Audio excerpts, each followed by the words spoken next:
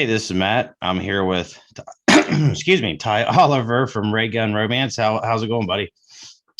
Not bad, man. Thanks for having me. Hey, thanks for being on. So, checking out your press release, man. Former Powerman 5000 guitarist. Yeah. I was a live guitar player for Powerman from 2015 until just a few months ago. Mm-hmm. Yeah. So, what prompted the change? Um, it's kind of weird, man. It just I love being in that band. It was a blast. It was a super great opportunity and super fun. Played a lot of great shows, et cetera, et cetera. So I have nothing but good things to say about it. But there was a couple of shows last fall that I wasn't able to make. I just gotten a new job and I just couldn't get the time off. And the band hadn't played a show in almost 2 years, And Right. and then fast forward to this spring, there was a tour coming up that I knew about, and I just kind of I hadn't really talked to Spider in a bit since those shows that I missed. And but as far as I knew, everything was cool, and I kind of reached out and just to kind of test the waters and be like, hey, I know that tour's coming up and I'm ready to go. And then it got kind of weird. It was like there was pushback from some of the other guys that he couldn't name any names about me coming back, and I had to work on some issues with my playing and blah blah blah. And it was kind of like super out of left field and super unexpected because I'd never had any issues with anybody Right. or anything like that. So it kind of was like off-putting and just changed the whole vibe. And then when I got into the rehearsal room, there's one guy in particular that I was just getting a weird vibe from, and I just knew right then and there it wasn't gonna be the same anymore. So I was just kind of like, all right, if the fun's gone, then why do it? So I decided to bounce. So you are doing like a electric rock synth now. The new single "Adore Me," or I'm sorry, "Adore You." Yeah. So I started the Raygun Romance project actually in 2019, and I just set out to do like an electronic rock kind of thing, and not worry about if I was ever going to do it live or what was real or what wasn't. I just really wanted to do like a synthy kind of 80s throwback, but with a modern twist on it kind of thing. So when I started it, I originally had a different singer. I had a female singer I hired to do some songs with me. And but then once that was done, she was kind of like a hired gun. And then I wanted to continue the project. So out of necessity, I started trying to do vocals. And I'd never planned on doing that, but that's kind of brings us to where the project is now, and I'm just kind of fronting it and doing the whole thing. So yeah. Okay. So is there a backstory to "Adore You," or just something you jotted down? And yeah, it's inspired by a relationship that's kind of sort of like a bittersweet kind of situation where it's probably not going to end well, but there's like this really, really super strong chemistry, and so it's kind of hard to stay away from it, if that makes sense. Yep, I've been there. Yeah, totally. So when you get into talking about electronic and stuff, I see you have a Nine Inch Nails poster back there. Is that one of your bigger influences? Is Nine Inch Nails? No, I listened to the shit out of that album in particular, that Pretty Hate Machine. So it's definitely an influence. But yeah, it's an influence. But I'm not like a total Nine Inch Nails nut or anything. I like them obviously, but yeah, I like a lot of different stuff, 80s stuff, alternative stuff, 90s stuff, all the way to current hard rock and metal. And but I've always really liked like 80s synth pop stuff like Aha and INXS and Simple Minds and that kind of thing. So, but I also like the darker goth stuff too, so there's a bit of that vibe in there too. For sure. You're kind of talking my era there. I grew up to, those bands, and then I think it was probably, I don't know, late 80s, early 90s that I really started getting into rock. I was introduced to Metallica, and that was kind of it for me. Yeah, man, for sure. Yeah. So, your first debut single in 2019 was "Nothing Left Here." Yeah, that was the first one I put out. And that, like I said, it had the female vocalist Natalie on it, and that was just my first initial. This is it. I'm launching it. I kind of that was the first one I just felt like kind of had the vibe that I wanted to put out there. And yeah, I've just been cranking away trying to get people to check it out since. Yeah. Yeah. So, I mean, have you thought about, reconnecting with Natalie, or are you just happy with doing it, on your own? I'm definitely happy with where it's at now. I feel like now it's really become what I think it's in a really good spot right now, and I'm happy with where things are at and the vibe of it and just the whole. I feel like it's in its final form, so to speak, if that makes sense. I feel like then, which I like the songs that we did; they're great, and I'm proud of them. But I feel like where things are at now is more, it's more the vibe, Yeah, I dig the video, man. That's really, that actually is a really retro 80s type video. Oh, thanks, man. Yeah, it Well, was a lot of fun doing that. And actually had somebody I was working with to help me put it together, and she was really good with lighting, and she actually performed in it too. So that's the model in it. okay. And yeah, we rented this space, and it just turned out really, really, really well. All the spots we chose to film in just kind of just looked fucking great once we filmed them and stuff. So it was a lot of fun. Yeah, it looked like it. Yeah, Um, so just, I mean, I'm looking here at like you was the one that edited the video. You do vocals, lyrics, guitars, keys, programming, and production. I mean, damn, dude, you're the total package. man. Yeah, at this point, I'm kind of a one-stop shop. I mean, and that just kind of came out of necessity, man, because I had a producer I was working with when I first started the project. This guy, David Nazi, he would mix and master the tracks, and he's awesome. He's fucking light years beyond me. I mean, I'm nothing compared to him, but he just got busier and busier, and I always was kind of just having to wait around, and I just was like, fuck it, I'm just going to start trying to mix my own stuff. And I was like, if I can just get it even in the ballpark of sounding okay, then I'm happy. And it's a work in progress. I'm still learning stuff, but yeah, I'm able to kind of just be the the master and commander, and I don't have to wait for anybody. I can just do my own shit when I want to do it. And like when I get inspired and I want to finish something, like I want to do it like yesterday. Like I hate waiting. So Right. yeah, man. Yeah, I'm the same way. I'm one of those spur of the moment, got to do it. Don't want to wait. My wife kind of gets on me about that all the time, but just who I am. So, like, was Powerman 5000 your first band, or where was you at before that? I mean, it was my first like professional gig, that did like actual touring, and I got paid for it. It wasn't just a weekend warrior kind of thing.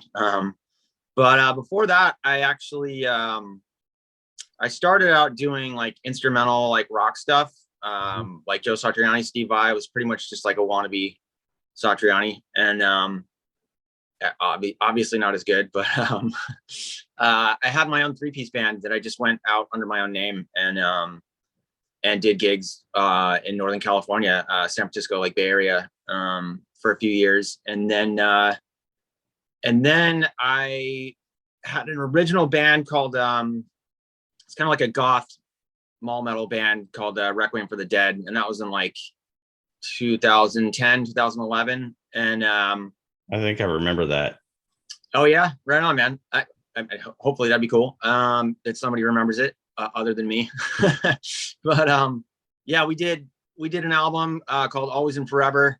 It's on iTunes. You can still find it. And that was some original stuff that I was pretty proud of, and then that kind of fell apart. I had a falling out with the singer. Him and I were long time buddies from high school, and we just didn't agree on the direction to take it, and so I split off from that, and then I just kicked around in the Bay Area, San Francisco Bay Area, playing with a couple of different like goth metal bands that needed a guitar player. There's one called Limnus, and then another one called Suicide Queen. Actually, Suicide Queen just put out an album. They just put out their first album. That was a lot of fun, just opening for bigger bands in San Francisco and stuff. Right. And then the Powerman gig just kind of fucking fell out of nowhere into my lap. So, which was I wound up in LA. Gotta love that. Yeah, for sure. No, I'm forever grateful for the opportunity that came my way, for sure. So, starting out in 2019, 2020, pandemic hits. Yeah. how bad did that screw you? How bad did that put you behind? It was pretty rough because I'm a bartender, and I had 2 jobs and I lost them both immediately, and then I didn't work at all till last summer. So it was rough, man. It was there was definitely some stressful times where the money wasn't coming, and I didn't know what I was going to do, and then things started to kind of open back up last summer, and places started hiring again, and so I just was like pounding the pavement and scored another job, and so things are seemingly getting more back to normal now. So it's all good. So did do you take that time at all to write or put stuff together? Yeah. I actually that first like 2020 I spent like demoing a bunch. I was just constantly like coming up with material, but at that time I didn't have a singer and I didn't know who was going to sing on it, and I was kind of just stuck. Like I wanted to put out material, and I was really psyched on what I was writing and recording, and but I'm like, man, who's going to do vocals on it? What am I going to do? Like I don't have any singers, and then I was kind of like, well, I could just hit up artists I like and see if there'll be a guest on it, and I'll just put out songs like that. Mm-hmm. And that quickly just kind of, I knew that wasn't going to be sustainable, because chasing people around and working with their schedule, and it's not their priority, and it's kind of like, I'm always like waiting around for an answer, or people just don't respond at all, or whatever. So Right. again, that sort of forced me into a corner where I was like, well, fuck, I'm just going to try singing myself. And here we are. So I mean, obviously you probably like it, but I mean, how do you feel about your own singing? Do you feel like you could maybe somebody else that you could have hired would have maybe made it sound a little different, or do you think that this with you singing is just the perfect way that you want it? I mean, I'm really happy with it. Obviously, I'm not some ace vocalist or anything. I can just do it enough to where I can finish the art and finish the idea, and but I'm really enjoying it. I'm psyched on it. I mean, I it's something I never saw coming, or even thought that I would ever do, because I was always just a guitar player. So and now I barely even play guitar lately, but no, I mean, obviously if you get somebody else on there, it'll give it a whole different vibe. And I mean, that's kind of how the older songs are. They have a different feel, because Right. Natalie's actually a really good vocalist, and but I'm happy with where it's at. I'm pretty limited in what I could do as far as vocals, but it's enough for me, and Mm-hmm. I'm just gonna keep rolling with it, and yeah, as far as I can see, I'm just gonna keep doing it. So is there any thoughts of getting out there and playing, or maybe hooking up with some other bands? Because I mean, I know that kind of that's your brand of music kind of fits in with like Orgy and bands like that. I just Yeah, totally. Yeah, I definitely want to do get it out there and get the live game going at some point. I still am not totally sure what that's going to look like, but I definitely, I've got to do what I want to do it. I just got to figure out how that's all going to work with like lighting and backing tracks and who's going to play what or not play, or Right. so, and I got to figure out how to do programming for lights, and because I want to have a cool light show, and because it's not going to be a bunch of live instruments. It's going to be a lot of tracks, and obviously me singing or whatever, but Right. maybe somebody on keyboards and doing backing vocals. I'm not totally sure yet, but yeah, eventually. That's definitely in the future for sure. Awesome. Yeah. So what is it that got you into music, man? I mean, what is it when you was younger that said, hey, I want to pick up a guitar? I just watched a lot of MTV, man, and Me too. yeah, it was just on all the time, and it just kind of sort of started to rub off on me. And I remember seeing like Motley Crue videos and Tommy Lee twirling his drumsticks, and he just looked so fucking cool. I was like, man, I want to do that. Like that's Mhm. that big larger than life like rock star thing was just very appealing. And so yeah, but I initially was intrigued by drums. I wanted to play drums, and so eventually I it's funny because all in one summer, like a few different friends of mine started playing music. One guy got a bass. Another guy was a guitar player. And then I was like, well, fuck, I'm going to get a drum kit. And I did. My mom let me have one. She let me have one in my bedroom, and she let us jam at my house, which was pretty darn cool. So I got a kit and we started jamming. And like, I remember the very first time my buddies came over and we like pulled off like a change, like from one part to another. And I was just like, this is it. I'm fucking hooked. Yeah. That's, I've watched a lot of my friends practice. I've never actually played. I mean, I tried to play guitar a little bit and tried to play drums a little bit, just really didn't have the patience for it. But I've watched a lot of guys practice. And I mean, one band that I remember, they were really influenced by Van Halen. So Wow. a lot of their, music was kind of Van Halen based. They play Van Halen covers. Another one was just totally original. And that was the first time I had ever seen anybody do unclean vocals. And it was like his throat was just coming out. I was like, man, that looks like it hurts. Yeah. And he's like, well, sometimes, it does. But I mean, this guy on the drums, he did something and he was like, oh my God. He's like, did you guys hear that? And they just all stopped. And I can't remember what he said it was, but it sounded cool as hell, Yeah. And then they just music is magical, man. It's truly magical, Yeah, it is. I mean, it's whether you're watching it, making it, listening to it, it can speak to anybody in several ways. Yeah, absolutely. It's powerful, man. It's yeah. So like a lot of people I talk to, they grew up in a home where, their dad played or, brother played or whatever. That's why I was, kind of curious because 90% of the time I ask that question.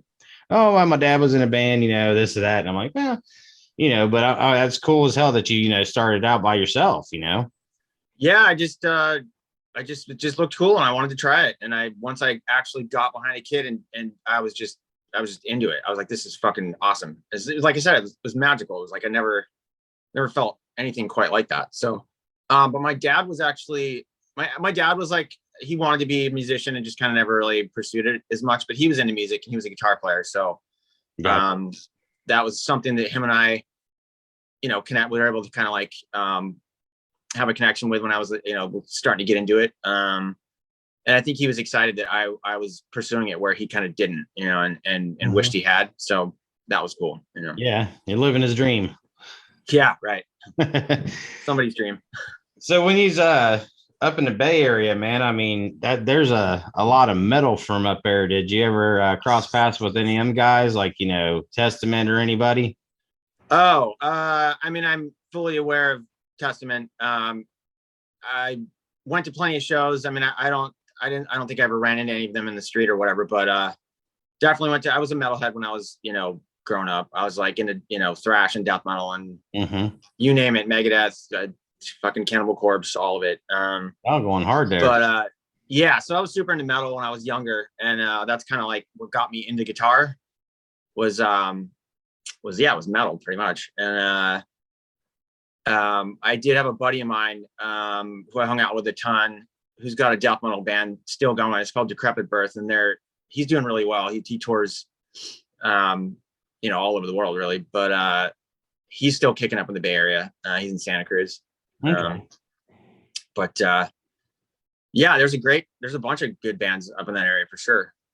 Yeah, I mean, California has put out, I'd say probably 60 or 70% of the music that we've listened to, Yeah, right. Totally. So, I mean, I've talked to guys from New York, New Jersey, Ohio. I mean, we got, Starset, Beartooth. Oh yeah. Yeah. Starset's rad. Those guys are killer. We played a show with them with Powerman, like right when was one of the first gigs I ever played with Powerman, and Starset was on the bill. Yeah, they were fucking great. They were really good. Yeah. I've seen them live. They're pretty cool, and there's a venue downtown that they played at the first time I seen him, and he's talking about how he used to sit in his apartment out on the balcony and listen to the concerts and think, man, I'm going to do that someday. And There he Nice. was. Yeah, they're doing great. They're killing it. They're a Yeah. great band. Yeah. Yeah, I mean it's a tough business, man. I mean, you know it. Everybody knows it. It's Yeah. I look at some of these bands today that are signed, and I'm like, why? You know? Yeah. Yeah. I mean, you know the right people. You got enough money to promote it. Who fucking knows? I don't know. But you know, there's plenty of stuff that I might not like that's successful. There's plenty of stuff out there that's great, and it has some success as well. So it's, you know, it's not all just shitty. You know. Well, no, I'm not saying that. I'm just Yeah. saying that, you know, I've been doing all these interviews with independent artists or, you know, guys that are on a smaller label, and, you know, their attitude and their, you know, oh, what's the word I'm looking for? Their response to my questions has been great. You know, I mean, because I'm not, you know, a professional journalist or anything like that. I'm doing this for the same reason that you're playing music, because I love music and I love talking to musicians. Yeah, totally, man. Of course, for sure. You know, so it's really cool that, you know, they're, you know, I've had them like, oh, that's a good question. It just, you know, kind of makes you feel a little warm and fuzzy inside. Yeah, of course, man. Yeah. So, what's after I Adore You? We're gonna kick out a new single soon. I hope. No, I'm actually I'm working on something new. I was like, I mean, right now I'm just kind of promoting it because it just came out like less than a week ago, and so I've just been gunning hard, putting out, you know, trying to get people to check it out and stuff. But yeah, I'm working on a new song, and you know, it's just I usually for a while last year I had like a few songs on deck, so I wasn't like, you know, oh shit, scrambling and having nothing to come out. But I've kind of hit that point where I ran out of songs, and so Adore You's out right now, and I don't really have another thing totally done that I'm just gonna like say this is the next thing, but I'm working on it. So yeah, I mean, I'll definitely crank something out, but you know, how soon I'm not totally sure. Okay, so have you Yeah. found a kind of a fan base that, you know, like I know you have a YouTube, and then a Facebook. So like, do you have a fan base that, you know, you kind of chat with or that supports you and, you know, are putting you out there? You know, I've got a few people that definitely pay attention. I mean, I'm obviously trying to reach a bigger audience and get more eyes and ears on it. And the, you know, Facebook is like, I have a page. My personal page probably gets more traffic than the actual Raygun page. Okay. But yeah, Instagram. I just try to push everything as much as I can on the socials, and it's tough, man. It's tough to get people to like check your stuff out and follow it, and because there's so much stuff being shoved in your face all the time from so many different bands, like all the time. So yeah, I'm currently, you know, trying to get it seen and heard by more people. Yeah, that's kind of the way it is with this. I mean, when I first started doing it, I thought it was kind of unique, and then I find out everybody's doing it. I'm like, Yeah. well, Yep. you know, I started the game quite late. I mean, because I see people that do it, and, you know, I watch their videos and, you know, subscribe to their channel or whatever just to support. And I've had a couple of people do it for me. I mean, I don't have a whole lot of subscribers. Again, this is more just for enjoyment. I mean, you know, especially live interviews. Love doing live interviews. You know, get the photo pass, get down there on the, you know, by the stage and take some pictures. Oh yeah, for sure, man. Absolutely. Yeah. It's a great gig. You know, when, I mean, it'd be nice if it paid something, but hey, Sure. doesn't always work that way. Yeah. Yeah, that's the goal, man. You know. Yep. All right, Ty. Well, I appreciate your time, man. And I will, once I get this up on YouTube, I'm going to include a link in the description so that people can check out Adore You. Thank you, man. I appreciate it, dude. Thanks for having me on. No problem, man. I'll get this Yeah. sent to Tracy, and when, you know, she can send it to you and you can check it out. Cool, dude. I appreciate it, man. Have a good rest of your night, man. You too. All right. Cheers. Later.